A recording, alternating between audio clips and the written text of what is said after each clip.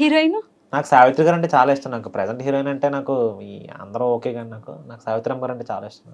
అరే! ఐయామ్ అమ్మ నాకు డ్యాడీ నాకు ఆవిడ సినిమాలు బాగా చూపించేవారు నాకు.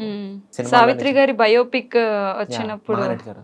తెగ ఏడ్సాను థియేటర్‌లో నేను. నేను గూడా. నాకు పిచ్చి నాకు హ్మ్. సావిత్రమ్మ గారు నాకు చాలా ఇష్టం నాకు. అసలు సినిమాలంటే ఏంటో తెలియని టైం నుంచి ఆవిడ సినిమాలు నేను చూసాను నేను. హ్మ్. నాన్న నాకు చూపించేవాడు. ఈవిడ భలే చేస్తది చూడరా అని చెప్పి కూర్చోబెట్టి చిన్న పిల్లోడిని నేను. హ్మ్. అంటే ఆవిడ అంటే ఒక అడ్మిరేషన్ పెరిగింది నాకనమాట. హ్మ్. అబ్బా! ఇదేంట్రా బాబు ఇంత బాగున్నారో చక్కగా చూడడానికి ఎంత నిండుగా.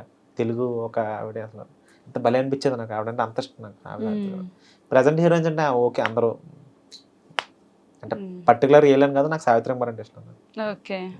సో, నాకు మీలో నచ్చింది ఏంటి అంటే ఇప్పుడు మీరు చాలా అంటే తక్కువ నుంచి కష్టపడి పడి ఇన్ని ఇయర్స్‌లో సక్సెస్ అయితే ఇప్పుడు చూస్తున్నారు.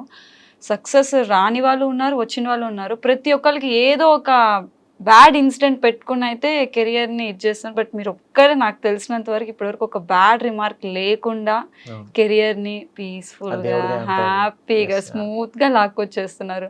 సో, ఒకసారి కూర్చున్నప్పుడు మీరు చేసిన వాళ్ళు కూడా చాలామంది వచ్చినప్పుడు మీకు అనిపిస్తదా? హమ్మ! నాకు మాత్రం లైఫ్ హ్యాపీగా ఉందిరా. దేవుడి దయ వల్ల అంతా ఎవ్రీథింగ్ ఇక్కడ మనం ఎక్కడ ఇందులోను ఇన్వాల్వ్ అవ్వకుండా హ్యాపీగా అంటే మేజర్ రీజన్ నాకు యాక్చువల్ నా వైఫ్ అనే చెప్తాను యాక్చువల్ నేను పొరపాటున ఎక్కడైనా ట్రాక్ తప్పానని తెలిసినా కూడా తను ఖచ్చితంగా నన్ను అలర్ట్ చేసేది. హ్మ్. చూసుకో కొన్ని కొన్ని సార్లు రూడ్‌గా ఉంటున్నావు నువ్వు. హ్మ్. అమ్మో! నిజమే. వెంటనే నాకు తను చెప్తుంది. తనెప్పుడు ఔట్ ఆఫ్ బాక్స్ చెప్పదు. హ్మ్. నన్ను చూస్తుంది కదా! She knows everything. నా గురించి అన్నీ తెలుసు. నేనే తెలుసు మొత్తం తనకి. హ్మ్.